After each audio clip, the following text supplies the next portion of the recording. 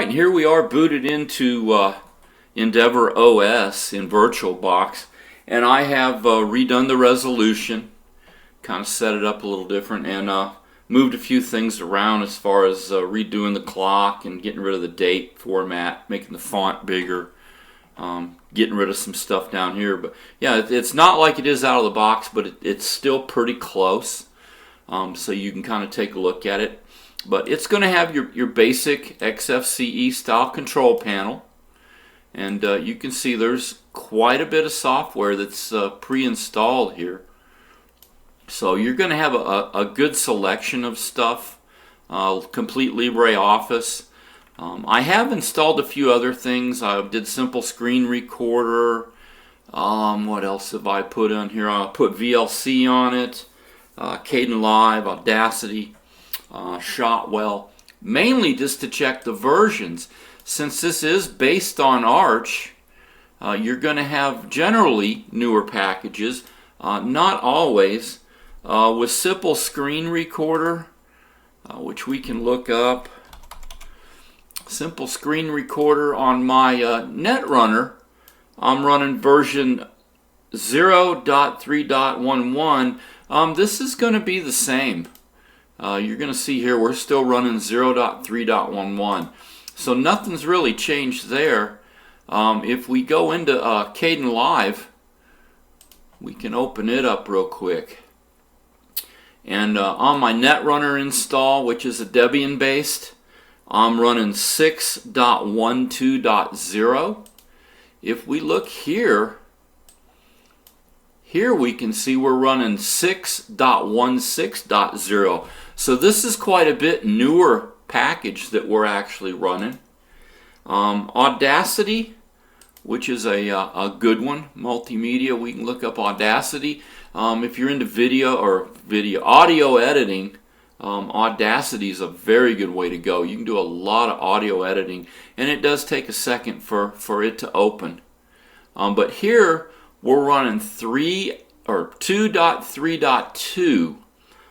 In my Netrunner install, which is based on Debian testing, we're at 2.2.2. So this is a slightly newer version of Audacity. You're getting a bit newer package here. And then Shotwell, which I like for your video or for pictures and stuff. You can edit pictures and adjust them and stuff.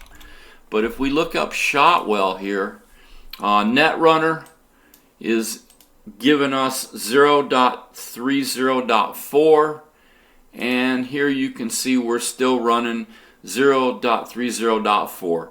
So don't have a newer package in 2, but we do have newer packages in a couple of the others. So being a rolling release, this is going to be something that you install once, and then you just keep your updates. And I did install my Yakuake or Yaku key, or however you pronounce it. I did install my drop-down terminal, which I like. And to do your updates, which I just did, it's going to basically be sudo pacman, and then you do attack capital SYU. This will go through, you do your super secret password. It'll go through, it'll synchronize all your databases, and then if there is anything to update, it will pull those in. You can see we have core, extra, community, multi-lib, and then there's even Endeavour. They're using their own repository for some of their own packages. So we have that in there, which is nice. So you can also do the Arch user repository, which I'm not sure what they are using for package manager. But there's the terminal, Yakuake. I guess it's based on Quake terminal, but it's different. But you have your setting manager, and like I said, it's XFCE desktop. If you're used to XFCE, it's going to be pretty much the same. You get all your settings right there. For package management, I'm not really sure what they're using. If they're using like Octopi or Pamic, I've not really taken the time to look. I've only had this installed for a couple days. Let me see here. Nothing there. Nothing for Octopi. Profile, Paroli. Yeah, I'm not really seeing their package manager. That's something that I may have to go ahead and look for. They do have Gparted, which is nice. HTOP. Let's pull up HTOP real quick and see just how much memory. And it looks like we're at 392 meg, which that's good. That's basically XFCE. You're going to be running under 400. Very lightweight desktop, which yeah, if you got older hardware, I mean, XFCE is a good way to go. Let's see, development, accessories. Yeah, we got notes, take screenshot, task manager, archive manager. There you go. Something. Yeah, I'm not, like I said, I'm not really seeing anything like Octopi or Pamic or any of the normal package managers you would be using on an Arch-based system. So I'm just not really sure what they're doing. We can easily enough pull a terminal down and we can see if we can get Octopi. Sudo pacman-tac S for install. Octopi, let's see, nothing found.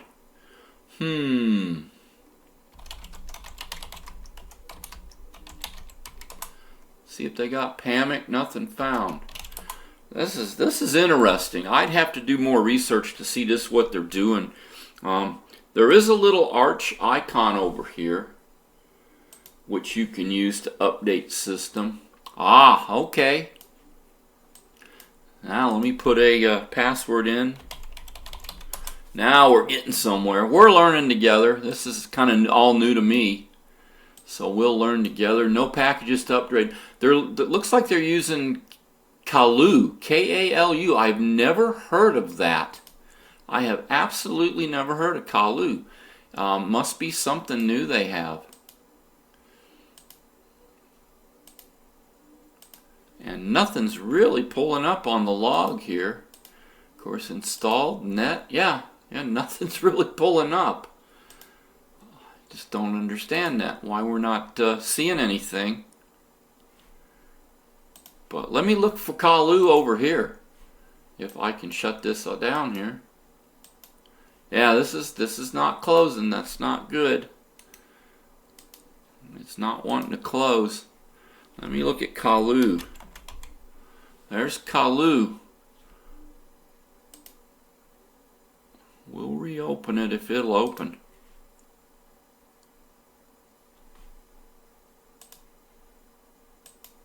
Yeah, it's not wanting to shut down. I've never heard of Kalu. Have no idea how to use this. There, we closed it. That's a new one. That's definitely a new one. On like Manjaro and Antergos, which this was based on, and even Arch proper, you can install Octopi or Pamic. There was a few other package management systems you could install.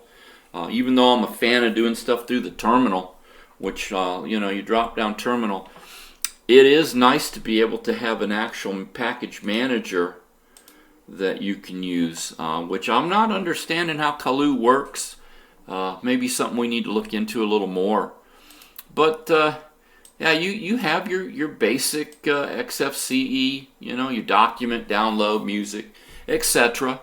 And it's going to be through NAR. If you type about, you see it's going to be through NAR 1.8.8, which is their standard. And we do have Firefox installed, and I've done a little bit of setting up on it, get my menus and stuff. And we can go to the Endeavor website here. I have it listed, and take a quick look around too, if it'll pull up. Now, running VirtualBox, you're not going to be running as fast as you would be on bare metal, especially since I've only given this one core. I'm not running all 4 cores. But you can see here it is, EndeavourOS. They have news and articles, info. If you want to download, they do have a download button you can click, and that'll take you to the download area. You can download from SourceForge, which I tried and it failed a couple times. I went to GitHub and actually did my download. Direct download, I think, is overseas. I believe they may be out of France, and you'd be downloading overseas, so it's not going to be as quick as like GitHub. I tried the torrent download. I like to download via torrent when I can, but it wasn't working all that well. It would kind of stall out and lock up. So like I said, that's why I went to GitHub. We can see, let's see if they have any info. Maybe get a little information on this. And like I said, it is kind of forked over from Antergos. And you can see here it talks about popular Arch-based distro Antergos right there. 2012 to 2019, when it ended, they kind of moved in and took over, which you can do under Linux. If you try this with Windows, say you want to resurrect XP, which has been end of life since 2015, Microsoft will sue you, and you will probably end up paying a hefty fine, and you'll probably end up in jail. Linux didn't like that. Linux, you can do stuff like this. You can pick up where the Antergos people left off and run with it. Kind of make it your own, give it a name, and work with it.